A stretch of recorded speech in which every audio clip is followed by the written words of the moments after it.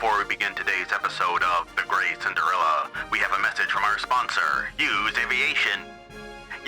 Yes, you! Are you tired of that wacky old plane of yours that can barely make 200 miles per hour? Tired of going to the box social and the ladies snickering when they see your ride? Then Howard Hughes, yes, the man himself, has built the plane for you. Meet your new best friend, the Bloodhawk. She's the bee's knees when it comes to style and speed. Even the air pirates will be like, dang, that cat's got to be a real swell dandy, as they hurtle to the ground at the flaming coffin that used to be their plane.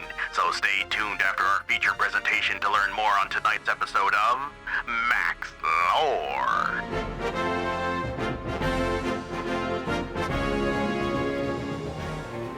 By the year of 1937, if you had to ask which plane was the favorite among the pilots flying for the nation of Hollywood, then they would undoubtedly say the Bloodhawk. The nation of Hollywood, like the state of California before it, had a reputation for wealth and prosperity, which naturally made them a shining beacon for immigrants seeking a better life through new opportunities they could not get elsewhere. Unfortunately, that same line of reasoning can be applied to criminals looking to make their fortunes through less than respectable means. This went doubly so for air pirates. What luck then for these aerial corsairs that the nation of Hollywood has always boasted a very strong aircraft manufacturing sector, along with a solid number of wealthy citizens who had the fortunes to fund private air militias. But these air militia groups would have a very defined upper limit to their effectiveness without the right aircraft. Cutting-edge planes were continually needed in Hollywood as both a fashion statement and to keep their skies safe from the predations of greedy ne'er-do-wells. It is in this environment by the year of 1937 that we find the Bloodhawk. Built by Hughes Aviation, makers of the versatile and rugged Devastator line, the Bloodhawk is a high-speed, high-maneuverability fighter craft that could literally outfly most anything put up against it. The 1,288 horsepower Allison V1690 engine that is typically mounted inside has been known to easily reach 300 miles per hour in level flight, and 350 in a dive. It is even said that the airframe can withstand airspeeds of up to 450 miles per hour, though no known Bloodhawk has been able to attain this speed as of 1937. Like its bigger, older sister, the Devastator, the Bloodhawk is also a pusher prop design where the propeller is located behind the plane and not in front in the tractor configuration. This, combined with its rear wing design, can potentially be a problem as the Bloodhawk cannot perform as well at low speeds, and the point at which it can stall is atypically high. But flight performance is only one consideration in the crimson skies of 1937, and weaponry also plays a big part in the appeal of any fighter plane. And unlike most of its contemporaries, the Bloodhawk has its guns mounted on the nose and not the wings, eliminating the accuracy problems of gun convergence that comes from having to mount weaponry away from the center of mass.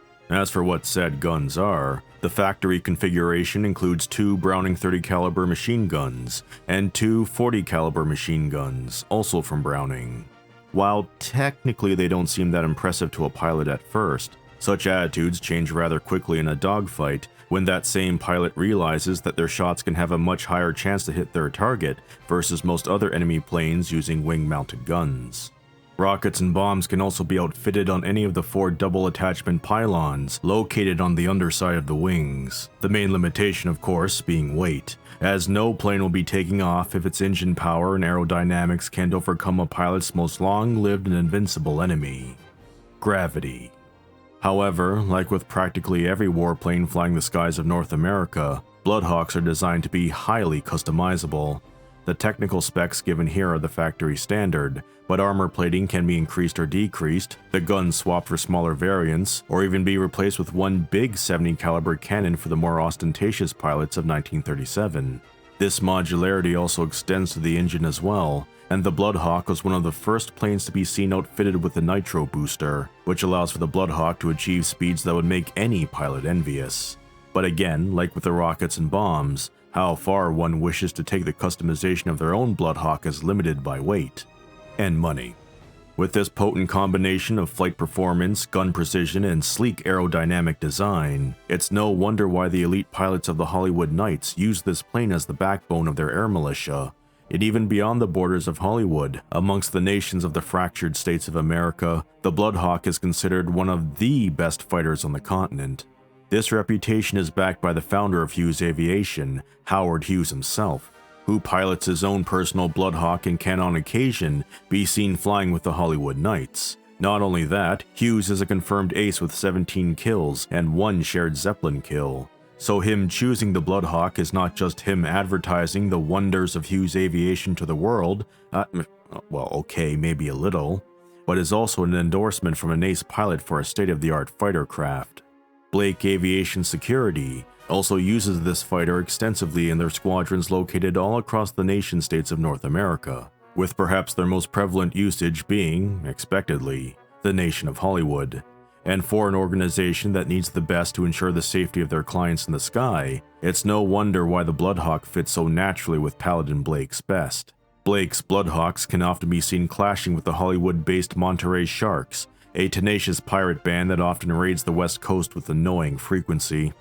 Other national governments can be seen using the Bloodhawk for their own air militias, such as the Republic of Texas, where Hughes Aviation keeps multiple aircraft manufacturing plants to make Bloodhawks for use by the renowned Texas Air Rangers.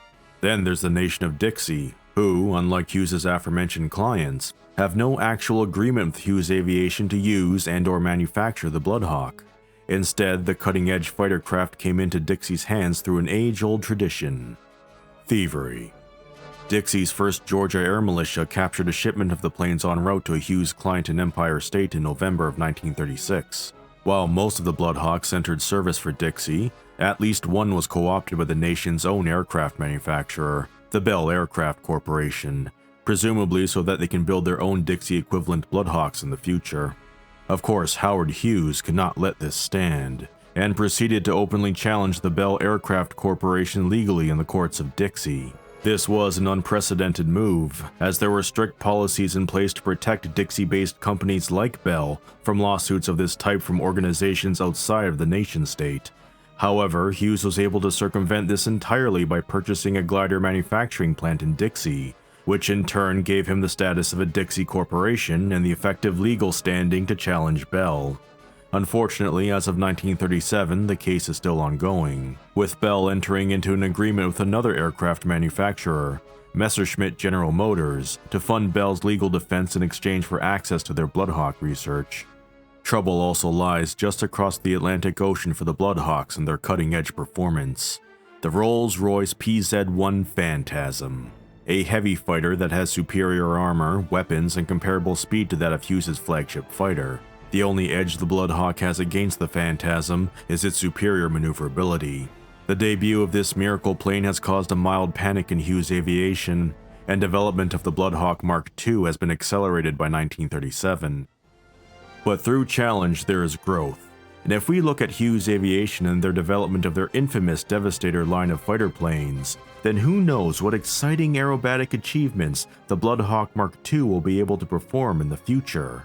But in the present, the Bloodhawk as it is will continue to shine as a symbol of status, power, and speed.